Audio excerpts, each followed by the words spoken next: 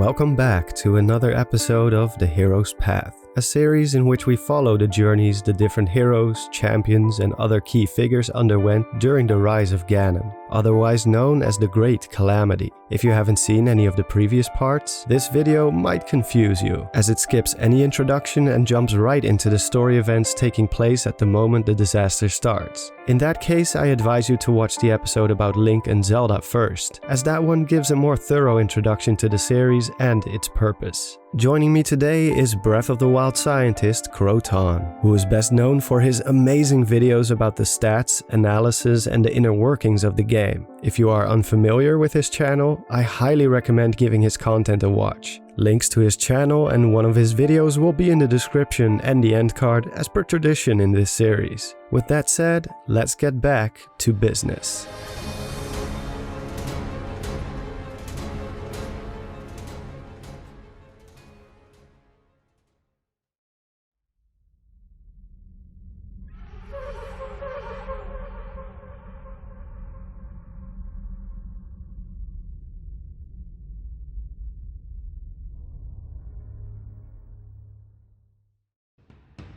The champions gather around Zelda as she returns from the Spring of Wisdom. Having failed to awaken her sealing power yet again, the champions share some comforting words, and Mipha tries to give the desperate princess advice on finding the spark she needs to unlock her sacred gift. However, as fate would have it, before she is able to finish her last sentence, a huge tremor interrupts her, and sends her and the rest of the party in a state of disarray. Calamity Ganon has finally decided to show his face, and today of all days. With some quick coordination, the plan is clear. Link and Zelda will make their way to Hyrule Castle, while the pilots make haste for their divine beasts to provide support to the hero and princess in their fight against the Demon King. With the exception of Rivali, the group moves along the stone-carved roads of the Lanayru Promenade. At the west gate, they take a left turn into the canyon leading towards Kakariko Village, the hometown of the Sheikah tribe. However, Mipha never crosses to the village herself. As Link, Zelda, and Urbosa continue on towards Kakariko, Mipha joins Daruk and moves over Quada's Shelf, after which the two scale the cliffside down into the Lanayru wetlands. Gopanga Village was a fairly large settlement located in the wetlands. Although creating a champion does not depict Mipha visiting the settlement, Age of Calamity might choose to alter the scenario, and we will see Mipha join Daruk in fending off a possible monster invasion in Gopanga.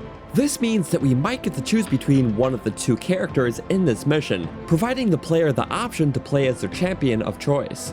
Beyond this point, Mipha's journey will mostly consist of traversing through the water, so this would be a good solution to give her some grounded combat sections during the Calamity, rather than before it. Although creating a champion depicts their paths mostly without detours, the champions wouldn't be careless about innocent civilians in dire need of their assistance. The book is a great piece of lore, and presents a good overview of the estimated paths our heroes traversed, but at the end of the day, it is just that, an estimation. Diverting from these guidelines slightly is not a crime if it complements the gameplay and the story progression of the characters. From the wetlands, Mipha moves east into the Rotella River and up around Kinsian Island. She then crosses in between the pier and Bone Pond and east into the Zora River, which leads to her home, Zora's Domain.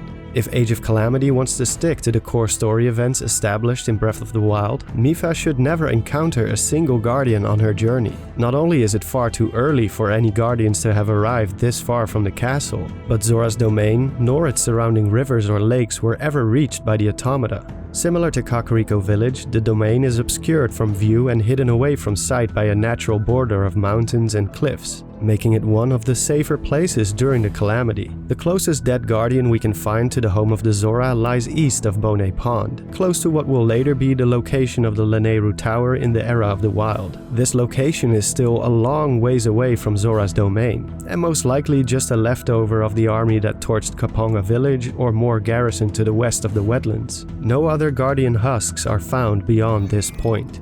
Obviously, the Zora thrive inside a body of water. Whereas their average land speed is no different than the average Hylian or Gerudo, in the waters they can reach far greater speeds. Hence, it's no surprise that Mipha's path consists of more than 50% of traversal through rivers. However, the Zora aren't the only beings who thrive in an aquatic environment. The Zora River, as well as the roads running alongside it, are notorious for housing large quantities of Lizalfos. And although Lizalfos seem kind of brainless in Breath of the Wild, some of the backstory of the game sketches a whole different picture of these speedy water monsters. As according to the Zora stone monuments, one of the Zora kings of old along with his army was ambushed by a battalion of these creatures under the command of a Lizalfos general. This indicates a clear intelligence and coordination between these beings, and since they are now under the influence of Ganon and more restless and dangerous than ever before seen, they may provide a decent challenge. Since they are pretty much at the same advantage while submerged, a water-based battle up the Zora River between Mipha and hordes of Lizalfos would be a perfect fit for the Zora champion. We might even get to choose to either engage them on land or in the water by skipping between the river and the roads next to it. Similar to the case of Revali, it all depends on if the team at Koei Tecmo is able to integrate this kind of gameplay into the Warriors engine. If not, they might just stick to land combat. Although that would be a shame, as it is not logical for a Zora to choose land over water, especially when they're in a hurry. Since Mipha's journey to her Divine Beast is by far the shortest of all the champions, and doesn't cross many important settlements or locations, we will once again present an alternative option to the one presented in creating a champion. Since, according to the book, once Mipha reaches the Oran Bridge, she moves straight into the Zotoban Highlands, and subsequently up this unnamed peak, which is allegedly the standby position of Vah Ruta. However, it is hard to imagine Mipha going straight to her Divine Beast without checking up on Zora's domain first. Despite the fact that her home was spared the destruction by Guardians, that isn't to say that it wasn't under attack at all. As mentioned before, Lizalfos are bountiful in this region, and historically the province is even notorious for being plagued by Lynels who reside in the surrounding mountains. Mipha has plenty of reasons to check up on her people, but the one that stands out the most, the safety of her brother Sidon, who is just a young child at this time, and who Mipha has a strong sense of responsibility for. With this scenario in mind, instead of going straight to Vah Ruta, she continues up Zora River, past Ruta Lake, and into her hometown. A battle at Zora's domain between Mipha, the Zora soldiers, and her father King Dorephan, and hordes of incoming monsters would be a great setting for some amazing action sequences, where the Zora must defend the Great Zora Bridge to deny access to any monster bold enough to try to cross into their territory. Not only that, but this would also present the option for us, the player, to take control of another character if we so choose. We are of course talking about King Dorephan himself. The King of the Zora has been depicted as a brave and battle-hardened warrior himself in the backstory of Breath of the Wild. When we stated before that no Guardian ever touched Zora's domain, this is actually not entirely true. Though it didn't actually do any damage to the home of the Zora, one stray Guardian did manage to get dangerously close to the domain in Upland Zorana. The scar on Dorephan's head is said to have been a remnant of his heroic action to take down this Guardian. Some have speculated that this might be the same Guardian we found at Bonnet Ponds. However, this does not exactly match the story told on the Zora monuments, as it is quite far away from Zora's domain itself. Whatever the case may be, the fight between Dorephan and the Stray Machine may actually be a gameplay section, and solely playable as him. As soon as the situation at Zora's domain is under control, Mipha finally makes her way to Vah Ruta, and readies herself and the Divine Beast for an attack on the source of all the chaos, the Demon King himself, who still resides at Hyrule Castle. But in a turn of events, Ganon releases more strands of malice aimed straight at the colossal machine and seizing control of it. With Mipha now trapped inside her corrupted weapon, a ghostly specter manifests itself before her eyes. A being whose sole purpose is to prevent anyone from retaking the machine and kill the pilot within. Armed with her light skill trident, she desperately tries to get the upper hand on Waterblight Ganon. But as we all know, it isn't meant to be. Mipha is slain by the Demon King's creation, and just like her fellow pilots, her spirit will linger within Vah Ruta for the next 100 years to come, unable to escape the walls of the machine she was so proud to be chosen to pilot. The death of the Zora champion inflicted a huge grief on her people, and Zora's domain as a whole fell into a deep misery.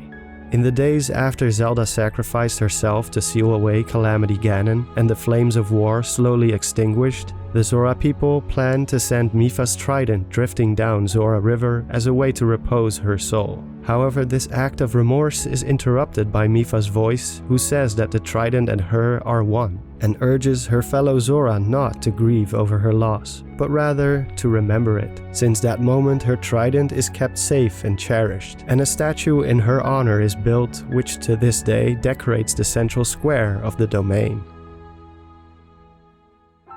The Zora have by far the longest lifespan of Hyrule's races. Most of the Zora elders present in the Era of the Wild 100 years later were alive during the rise of Calamity Ganon, and the Zora princess still remains a sensitive subject among her people. For her brother Sidon, who is now an energetic adult and accomplished Zora warrior, the memory of the Great Calamity is but a hazy dream. But due to the combined effort of him and Link during the Era of the Wild, Mipha will be granted a chance for revenge on Ganon, not just for herself, but also her people.